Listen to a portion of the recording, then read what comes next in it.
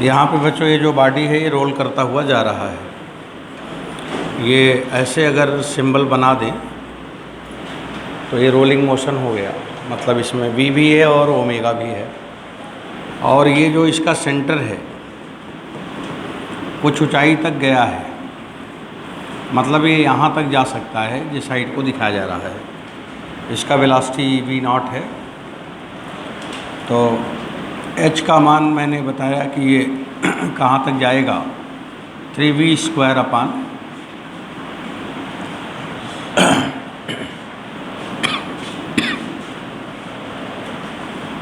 मान लो कि ये 4g है, 3v²/4g, इतनी हाइट तक ये गया है।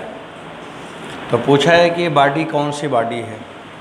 तो क्वेश्चन लिखा है कि if body can move up to maximum height 3v²/4g then body is, ये बॉडी कौन सा बॉडी है।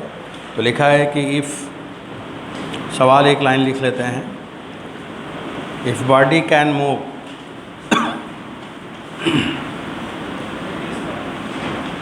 up to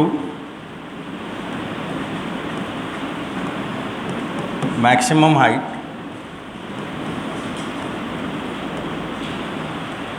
h बराबर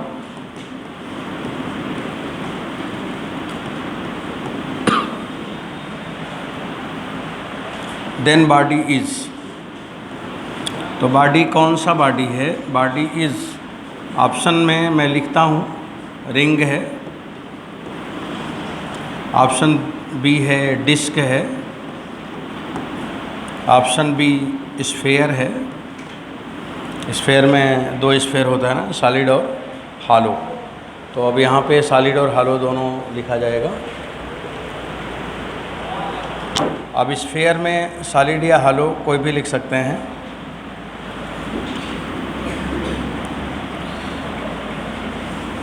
सॉलिड स्फेयर। अब डी में मान लो कि कुछ नहीं है तो नन लिख देंगे। अब आप लोगों का आंसर आ ही गया होगा। तो क्लास से बताया जा रहा डिस्क है। बच्चों ये क्वेश्चन आपके पेपर का क्वेश्चन है, नीट 2016 उसी में आया हुआ था। 2013 का पेपर में अच्छे सवाल आए थे, तो उसी में ये क्वेश्चन है, 2016 का सवाल है और उसका आंसर डिस्क ही है। तो डिस्क आपकी क्लास से आया है तो सही है। अब देखो ये सबको आना चाहिए, कैसे करोगे, इसमें एनर्जी कंजर्वेशन होगा क्योंकि ये रोल करते हुए वहाँ तक जाएगा और स्टार्टिंग स्पीड इसकी कितनी है, v0 है। तो हम क्वेश्चन को देखो लगाने जा रहे हैं। बच्चों देखो ध्यान से देखो,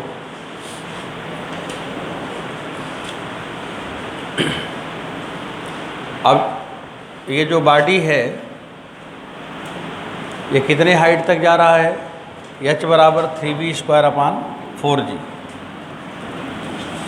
वो वहाँ तक जा रहा है।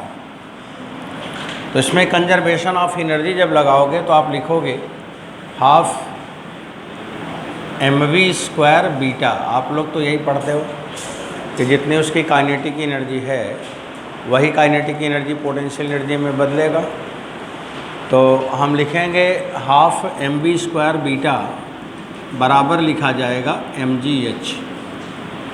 ये है एनर्जी कंजर्वेशन। जब आप ट्रांसलेशन का केवल पढ़ते थे तो उसमें बीटा नहीं होता था, अब यहाँ रोलिंग है तो बीटा भी आएगा। अब हम लिखेंगे हाफ mv² बीटा का मान है 1 + I/mr²। अब इसी मोमेंट ऑफ इनर्शिया से पता चल जाएगा कि कौन सा बॉडी है। इक्वल टू आप लिखते हो mgh और h का मान दिया हुआ है 3v²/2g 4g। तो 3v²/4g है। अब इसे m से m काट दिया, g से g यहीं कट गया, v0² भी कट गया। अब आगे बढ़ते हैं, 1 + I/mr²। बराबर आ जाएगा 3/2, क्योंकि ये 2 जा 4 हो जाएगा। अब इसके बाद आप लिखोगे I/mr², इसके वैल्यू हो जाएगा 3/2 - 1। तो बच्चों I का मान कितना मिला, mr²/2। तो ये मोमेंट ऑफ इनर्शिया किसका है, डिस्क का है। या तो सॉलिड सिलेंडर बोलो या तो डिस्क बोलो। ये सवाल हो गया, कंप्लीट हो गया, समझ आया। अब चलिए एक सवाल और कर लीजिए आप।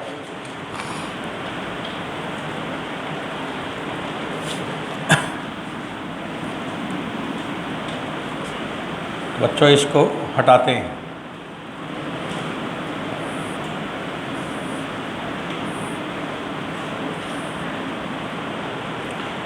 दूसरा क्वेश्चन, आपको जो एक सवाल दिया था पिछले क्लास में, वो क्वेश्चन कुछ अच्छा क्वेश्चन था, पहले उसी को देख लेते हैं। कल आप लोगों के क्वेश्चन मैंने दिया था ना, ऐसे बनाया था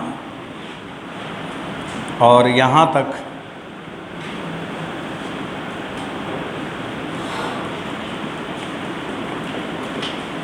ये रफ सरफेस है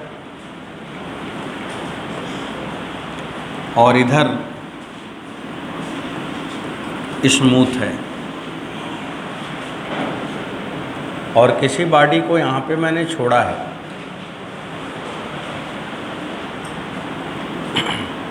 कुछ हाइट से छोड़े होंगे,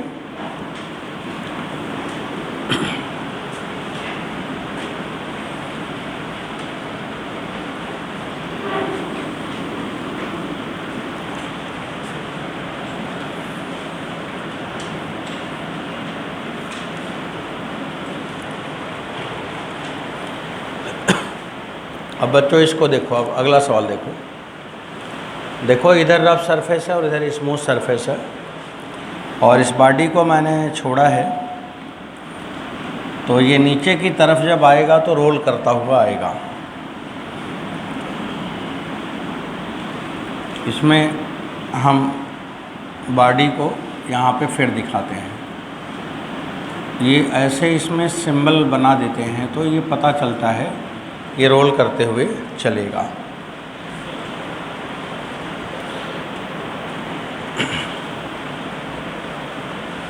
तो बच्चों ये बॉडी रोल करते हुए आएगा, और जो इसकी जो हाइट है ना यहाँ पे, ये हाइट, इसको मैंने लिखा है 5 मीटर।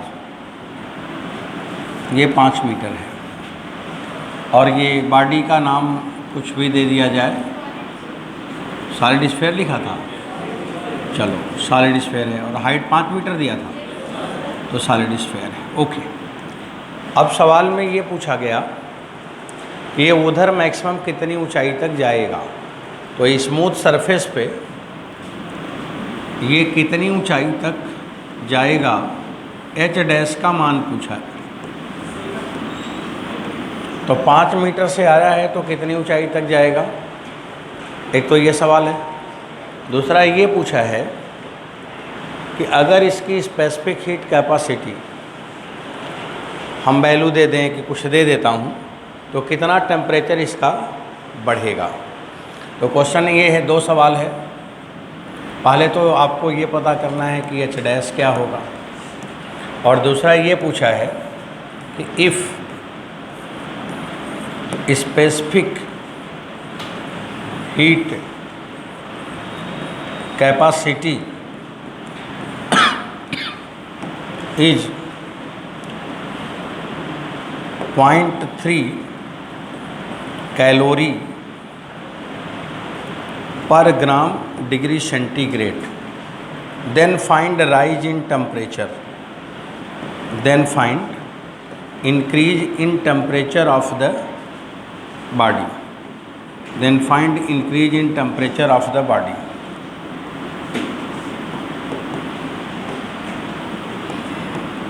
ये सवाल दोनों आपको निकालना है। तो कितनी हाइट तक गया है आप बता रहे थे कोई लोग, हाँ बोलो।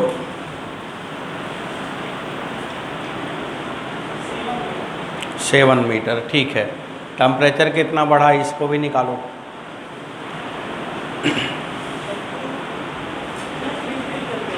चलो ठीक है।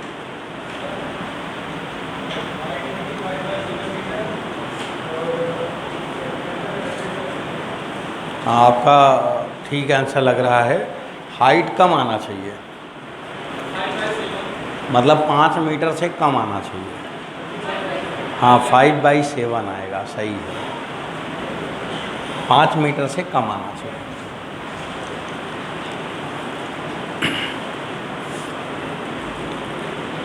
अब देखो बच्चों, इसे कैसे कैलकुलेशन करेंगे, अब समझो आप लोग। वहाँ से मैंने इसको रिलीज़ किया है, अभी कोई स्पीड नहीं दिया है, तो इसका ये मतलब हुआ कि बॉडी को हमने यहाँ से रिलीज़ किया है, और जब रिलीज़ किया है तो वो रोल करता हुआ नीचे जा रहा है।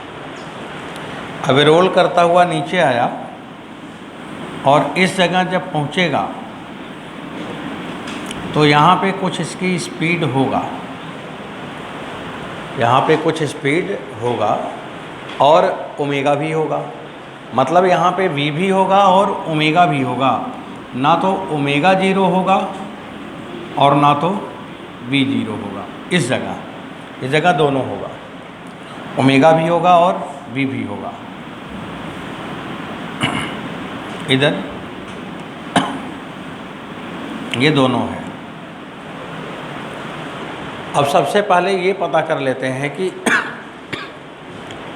v का मान कितना है। अब यहीं पे देखो, मैं कैलकुलेशन कर रहा हूँ इसी जगह। v का मान कितना है निकाल देता हूँ।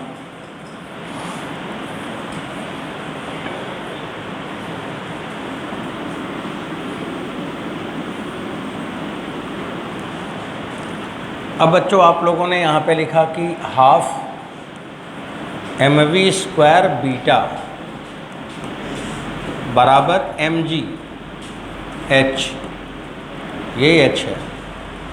तो हाफ mv² बीटा बराबर क्या हुआ, mg h हुआ। अब इसके आगे समझो आप, इसको थोड़ा आगे बढ़ाते हैं। अब जब ये बॉडी आगे जाने लगेगी स्मूथ सरफेस पे,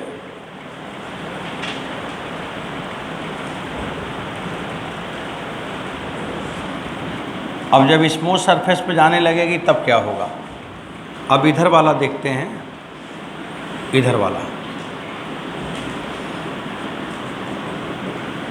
ये सरफेस स्मूथ है। अब ये स्मूथ सरफेस पे बॉडी को जाना है।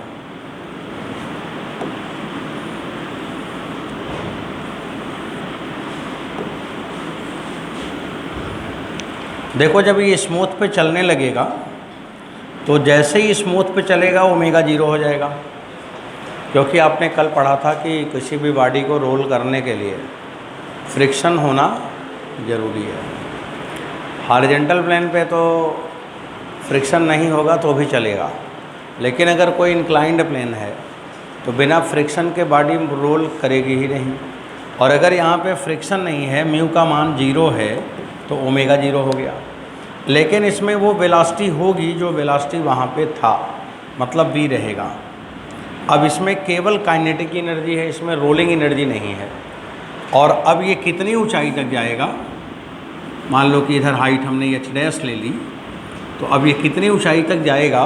तो अब आप यहाँ पे ये लिखोगे कि हाफ mv² बराबर क्या होगा, mg h', क्योंकि अब इसमें हाफ mv² बीटा नहीं होगा।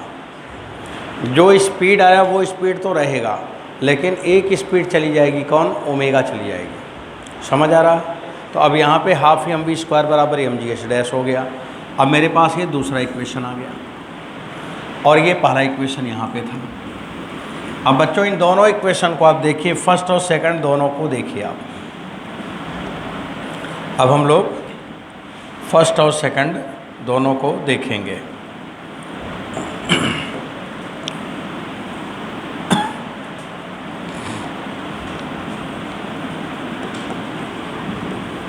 जहाँ पे हाफ mv² है, आप लिखोगे mg h' इंटू बीटा बराबर क्या होगा, mg h। mg कैंसिल हो गया, तो h' माने कितनी ऊंचाई पे जाएगा, तो h/बीटा। तो ये पता चल गया कि h से तो कम होगा, क्योंकि बीटा 1 से बड़ा होता है। अब यहाँ पे बीटा हमें कितना है वो निकालना पड़ेगा। तो बच्चों बीटा ये कौन सा स्फीयर है, हॉलो की सॉलिड? तो सॉलिड वाले में 2/5 आएगा, तो वैल्यू कितना आएगा 7/5। अब यहाँ पे बीटा का मान 7/5 आ गया, तब ये कितना हो जाएगा 5/7h। तो कितना आ जाएगा 5/7h। अब एच डैश का मान ये है। अब एच की वैल्यू लिखोगे हेंस। अब एच डैश का मान लिखोगे तो एच हमने दिया था 5 मीटर, तो इसका आंसर कितना हुआ 25/7 मीटर, ये आंसर आ गया। समझ आया कैसे आ रहा? तो अगर कोई बॉडी रोल करता हुआ चले और अचानक रोल करना बंद कर दे, तो उसकी जो एनर्जी थी रोटेशन वाली वो कहाँ जाएगा? वो देखो समझो, यहाँ तक इसमें 2 एनर्जी थी, यहाँ तक इसमें 2 एनर्जी थी, एक ट्रांसलेशन भी थी और एक रोटेशन भी थी। तो ट्रांसलेशन वाली एनर्जी तो फ्रिक्शनलेस पे लेके गई, और जो रोटेशन वाली एनर्जी थी वो कहाँ गई? वो तो आपने नहीं लिया, यहाँ पे देखो आपने नहीं लिया ना, बीटा तो नहीं लिया, तो एक एनर्जी आपने छोड़ दिया। कौन वाली? रोटेशन वाली।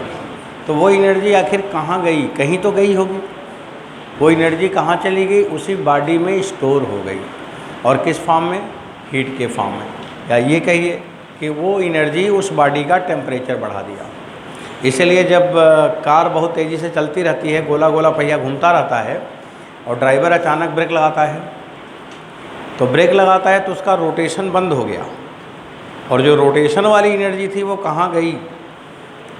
तो वो क्या करता है, टेम्परेचर बढ़ा देता है टायर का, और टायर इतना गर्म हो जाता है कि ब्लास्ट, और इसके बाद रबड़ पहले जलता है, और रबड़ जला, इसके बाद अगल बगल रहता है डीजल पेट्रोल, इसके बाद पूरी कार हो गई बर्निंग कार।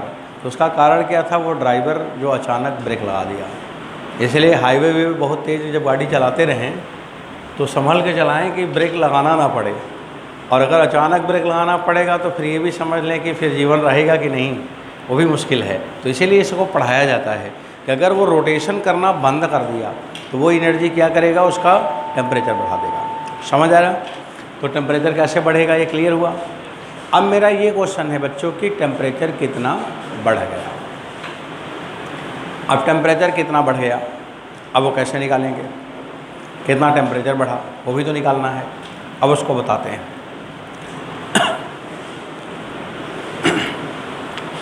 अब इसकी कितनी एनर्जी लॉस हुई, और वो एनर्जी जो लॉस हुई वो टेम्परेचर में या हीट में बदल गया। तो बताओ ये कितनी ऊंचाई से आ रहा था? 5 मीटर। कितनी ऊंचाई से आया? 5 मीटर। और कितनी ऊंचाई तक गया? 25/7 मीटर। तो पहले उसने 5 मीटर से चला और 25/7 तक गया। अगर 5 मीटर से चला और 5 मीटर तक जाता तो इसका मतलब पूरी एनर्जी उसकी कंजर्व थी और वो कन्वर्ट हो गई। लेकिन ये आया 5 मीटर से और गया 5 मीटर से कम, तो जितनी एनर्जी कम आ रही है वही किस में बदल गया? हीट में बदल गया। बात समझ में आ रहा? बोला गया कि पहले तो 100 जूल एनर्जी थी और अभी मिल रहा है 20 जूल, तो 80 जूल किसके घर गई? लॉस हो गई, लॉस ही हो गई ना। और एनर्जी का लॉस केवल एक ही फॉर्म में होता है, एक ही फॉर्म में होता ही है, और वो क्या है? हीट के फॉर्म में होता है। तो जो इसकी एनर्जी लॉस हुआ वो किस में बदल गया? हीट में बदल गया। तो अब हम यहाँ पे लिखेंगे loss in energy in the form of heat. Energy कितना लॉस हुआ? बच्चों loss in energy,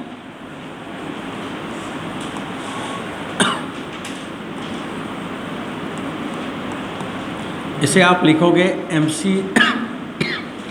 delta theta. और कितना एनर्जी लॉस हुआ?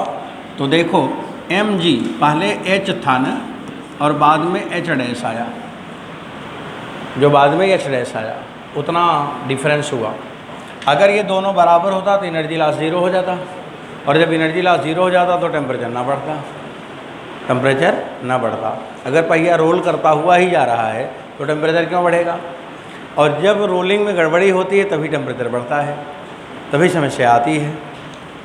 अब ये बराबर हुआ m इंटू सी इंटू डेल्टा थीटा। m पे डिपेंड तो किया नहीं, वैल्यू बता दो। h का मान 5 था और इसका था 25/7। बच्चों जी का मान बाद में रख लेना। चलो, स्पेसिफिक हीट मैंने दिया था 0.3 ना, और डेल्टा थीटा आपसे पूछा गया। अब इसे कैलकुलेशन कर लो। 10/7 बराबर 0.3 इंटू डेल्टा थीटा। तो राइज इन टेम्परेचर,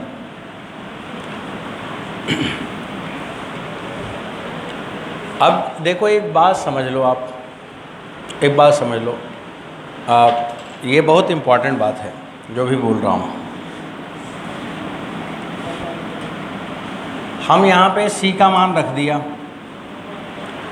G का मान भी रख दिया, H का मान भी रख दिया, लेकिन जब C का मान आप रखोगे तो एक ध्यान ये रखना होगा यूनिट का। किसका ध्यान रखना है? यूनिट का। तो बच्चों इसमें यूनिट का ध्यान रखना है। वो C की ज़रा वैल्यू आप पढ़ो, क्या लिखा है? Calorie, calorie per gram degree centigrade, तो उसे ना जूल बना लो। तो जो C का मान लिखा हुआ है, C बराबर 0.3 calorie per gram degree centigrade. मास किस में रखा है? किलोग्राम में होगा। या ये जो mgh हम एनर्जी लिखेंगे, अगर हम G का मान 10 मीटर पर सेकंड स्क्वायर लिख रहे हैं, H का मान मीटर में लिख रहे हैं, तो सारा यूनिट तो MKS में है, तो ये तो CGS में आ गया, ये भी MKS में होना चाहिए, तो इसको बदल दो 0.3। अब कैलोरी में कितना जूल होता है? 4.2, और ग्राम को भी बना दो किलोग्राम। तो ग्राम में किलोग्राम बनाओगे तो ऊपर हो जाएगा 1000। कितना हो जाएगा? 1000। ये 1000 हो जाएगा, क्योंकि ग्राम किलोग्राम में चेंज होगा। अब ये वैल्यू इसका अपना ये हो गया।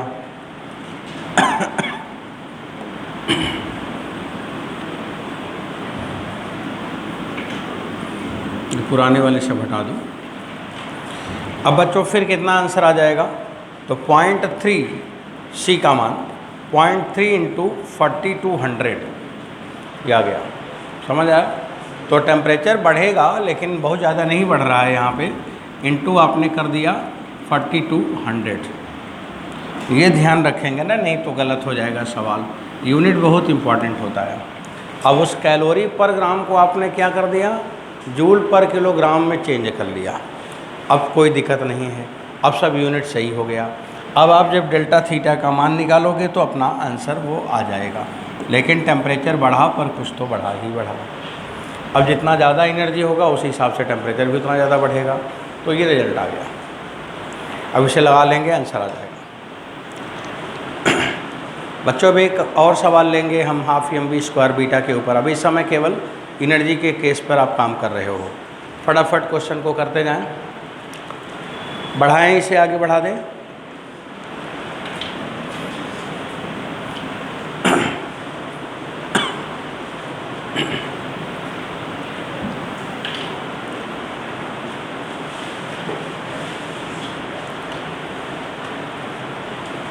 हो गया? चलिए अब आगे लेते हैं क्वेश्चन। अगला क्वेश्चन,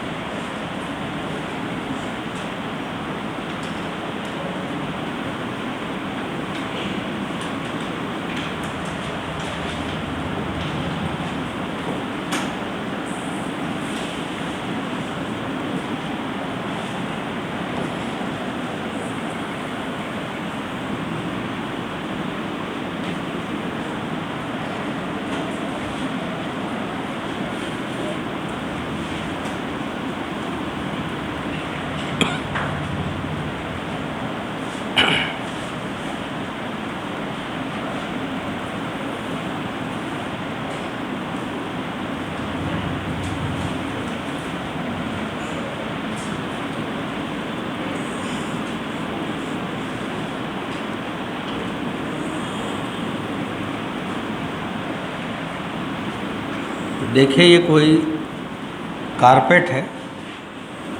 कारपेट माने सिलेंड्रिकल, वो सिलेंडर के फॉर्म में उसको लपेट कर कारपेट को रखा गया है। घरों में बिछाते हैं ना कारपेट, ऑफिस में, घर में जब गेस्ट वेस्ट आते हैं तो कारपेट बिछाया जाता है। जो बहुत इम्पॉर्टेंट लोग होते हैं उनके लिए रेड कारपेट बिछाया जाता है। तो वही कारपेट यहाँ पे है।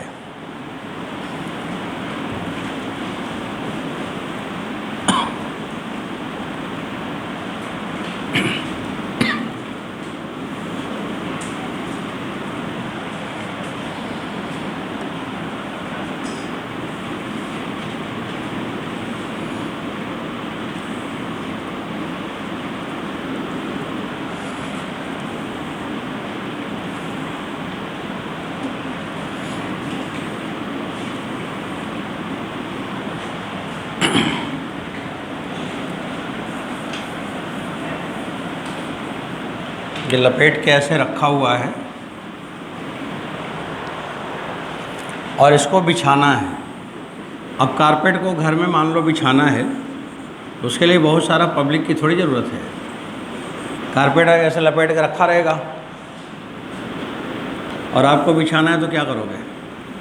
हैं? थोड़ा सा ऐसे धकेल दो और जब धकेल दोगे तो खुलने लगेगा, ऐसे खुलते हुए आगे जाएगा और जब खुलते हुए आगे जाएगा तो उसकी स्पीड क्या होगी? बढ़ती जाएगी कि नहीं? ऐसे खुलेगा तो बढ़ता जाएगा और इतना स्पीड बढ़ता जाएगा अगर कोई आदमी आ जाए तो उसको भी बिछा देगा ये। तो ये कारपेट का स्पीड बढ़ता जा रहा है। अब सवाल ये दिया है कि इसका जो रेडियस है अभी यहाँ पे, ये कारपेट का रेडियस r है और बच्चों जब यहाँ पे अनवाइंड होके आता है इस जगह तो इसका रेडियस हो जाता है r/4 हो जाता है। तो वहाँ पे r से कितना हो गया? r/4 हो गया। तो पूछा है कि जब ये r/4 पे है इस समय तो इसकी कुछ स्पीड होगी और इसकी स्पीड कितना है? तो एक स्टेटमेंट लिख लो, speed of unwinding carpet at instant.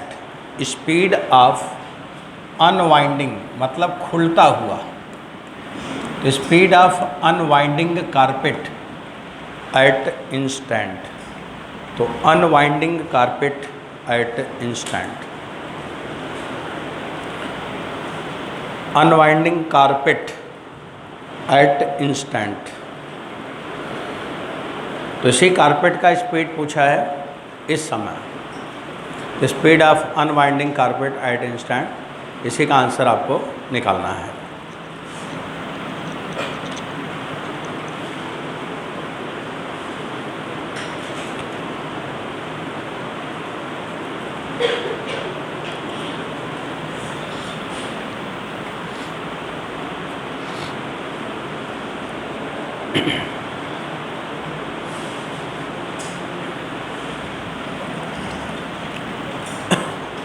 अब देखिए इसको करना क्या है। यहाँ पे आपको एक चीज़ नहीं पता है कहीं पे कि मास कितना है, और मास की ज़रूरत तो पड़ेगी ही पड़ेगी। अगर स्पीड निकालेंगे आप तो एनर्जी कंजर्वेशन से आएगा और आपको मास की ज़रूरत तो पड़ेगी। अब बच्चों मास हम पहले दिया नहीं है तो मान लेते हैं। अब थोड़ा ध्यान से देखो, मैं कैलकुलेशन तो कर रहा हूँ, आप लोग अब हमें बताते जाना। अगर हमने मान लिया कि इस जगह इसका मास m है तो यहाँ पे इसका मास फिर m डैश होगा और ये सिलेंडर है। और मास अगर हमें ये निकालना हो फार्मूला तो बच्चों मास बराबर होता है वॉल्यूम इनटू डेंसिटी। अब जो भी कारपेट का मटेरियल होगा, वूलन होगा, कपड़े वपड़े होंगे, ऊन होगा, कुछ होगा, तो उसकी डेंसिटी कुछ तो फिक्स ही होगा। तो जो डेंसिटी है वो मैंने मान लिया रो डेंसिटी है।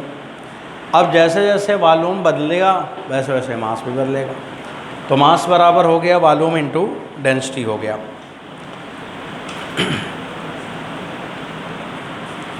अब यहाँ पे हमें मास लिखनी है m dash upon m, m dash upon m।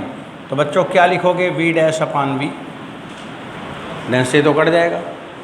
और वॉल्यूम, सिलेंडर का वॉल्यूम होता है पाई आर स्क्वायर एल। सिलेंडर का वॉल्यूम क्या होता है, पाई आर स्क्वायर एल। तो v डैश की जगह आप लिखोगे पाई आर स्क्वायर एल। ये एल इसका लेंथ होगा, मतलब ये लेंथ दिया नहीं है पर एल कुछ लेंथ तो होगा, पाई आर स्क्वायर एल हुआ। और नीचे आपको pi R dash square L हुआ। बच्चों फिर हम लिखेंगे m डैश अपान m बराबर R square upon R dash का स्क्वायर। अच्छा ऊपर डैश होगा, हाँ ऊपर डैश होगा, क्योंकि अब थोड़ा सा चेंज कर ही देता हूँ। अब हम एक काम ये करते हैं, डैश को नीचे ही कर देता हूँ। अब जब लिखा है जैसे ना तो वैसे ही रहने दो।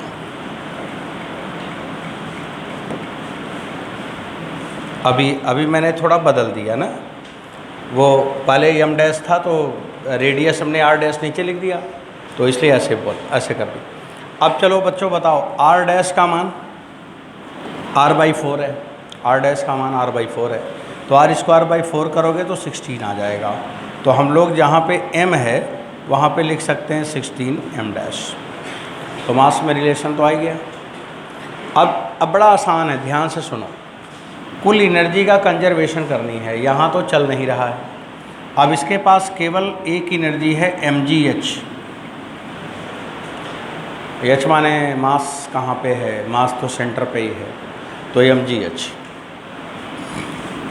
बराबर यहाँ पर भी पोटेंशियल एनर्जी है mgh, h माने r/4।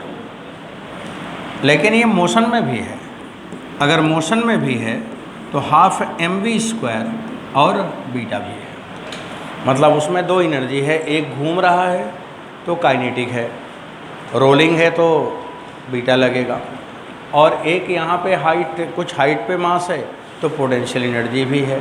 तो वहाँ की कुल एनर्जी, यहाँ की कुल एनर्जी बराबर कर दो आप। अब इसके बाद हम लोग चलते हैं, m का मान लिख सकते हैं आप यहाँ पे 16 m डैश। m को बदल दो, जब m डैश ज़्यादा है तो इधर भी m डैश कर दो, 16 m डैश gr बराबर बच्चों यहाँ पे आया m dash g r/4 plus. एक बात बताना, ये सिलेंडर का बीटा कितना होता है बच्चों? बीटा का मान तो अब तो आने लगा है ना आपको, 3/2।